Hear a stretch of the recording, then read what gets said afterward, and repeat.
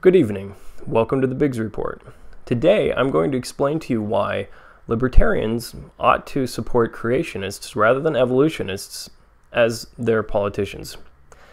You may ask me, why on earth would a libertarian really care whether they have a politician who is a creationist or an evolutionist? I mean, after all, the basic idea of libertarianism is individualism. It is, leave me alone so long as I don't harm anyone else, right? Why do I care what the ideology is of the person who's running the country that I'm living in? It really doesn't seem to kind of bear on things. Well, I'll explain to you.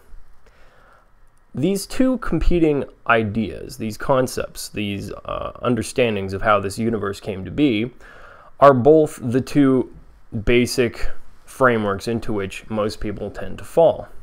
Neither of them can be absolutely proven scientifically. Neither of them can be absolutely disproven scientifically. And so we're left sort of, where we are. Now, the interesting thing is, when you look at the logical outcome of them, they actually have rather radically different outcomes from this perspective of philosophy. According to evolution, this world began with sort of an arms race. You had kind of the arms race of brawn. Organisms got bigger and bigger. They eventually evolved to the point where they became dinosaurs, really huge, massive things, competing for size, strength, ferocity, bigger teeth, bigger claws, the Tyrannosaurus rex. You end up with a world where each organism is competing individually, that organism, to be the biggest, most powerful organism so it can reproduce and it can perpetuate its genetics, and this eventually sees the development of all of the massive dinosaurs that we know about.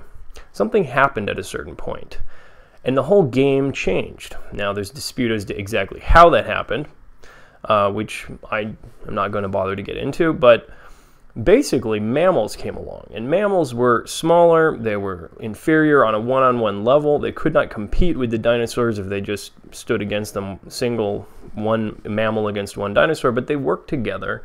And according to evolution, social organization then became the key, because the mammals could outcompete the dinosaurs because they worked in groups, they worked in packs, they worked even if they were smaller, and they managed to outcompete the dinosaurs.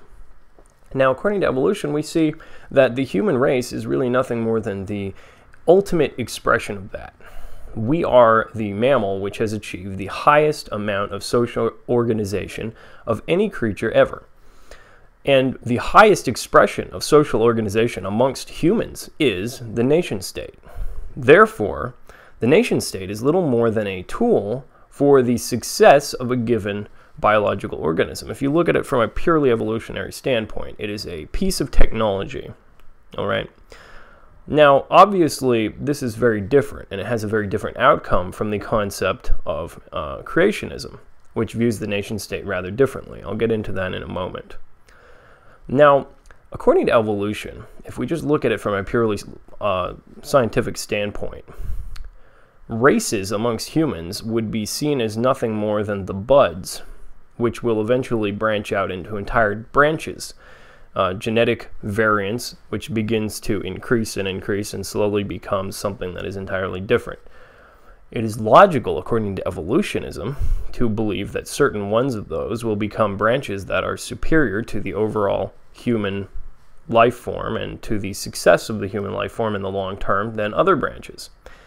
In addition to that, the human being is seen as having value inasmuch as it can perpetuate a certain set of genetic markers, and inasmuch as it can perpetuate the success of the ultimate example of social organization, which is our key to success so far as humans, the nation state.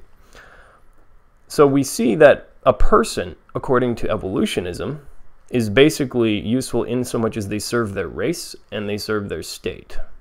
Now, if an evolutionist may disagree with that, but a lot of them are not being honest with themselves.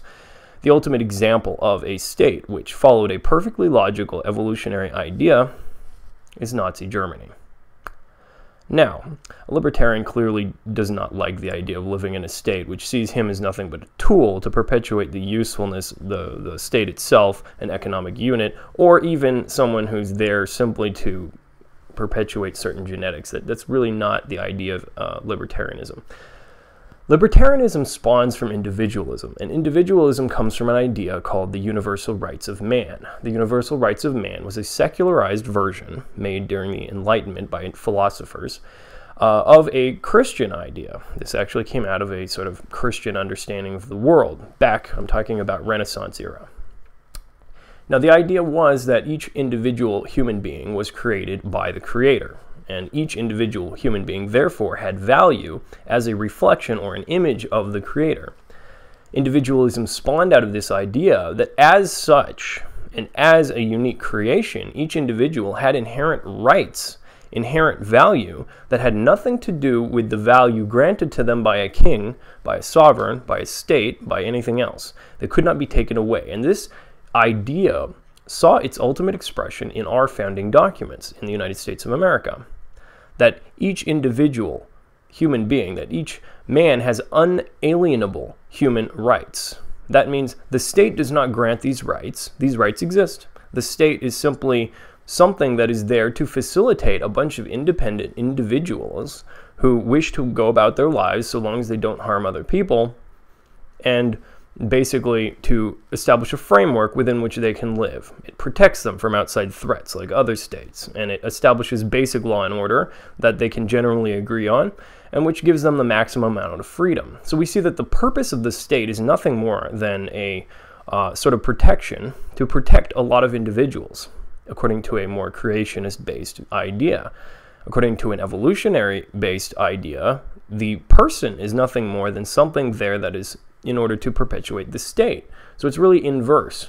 And you actually see that in the ideas of a politician who bases their framework of thought on evolutionism versus one that bases their framework of thought on creationism. Thus, you will see an evolutionary-based politician saying things like, well, you know, all of the people there are basically, we have to just tell them to do this or that, and that will do something for our economy, and it's all for the greater good. Well, look, a libertarian often does not like this idea of the greater good and sacrificing entirely for it. You know, greater good really depends on who's defining it. And if you are in power, a lot of times you're defining it in a very sort of selfish way. So basically we see that if you look at it from a philosophical standpoint, a libertarian really ought to support a creationist politician rather than an evolutionary one. Just a thought. Thanks.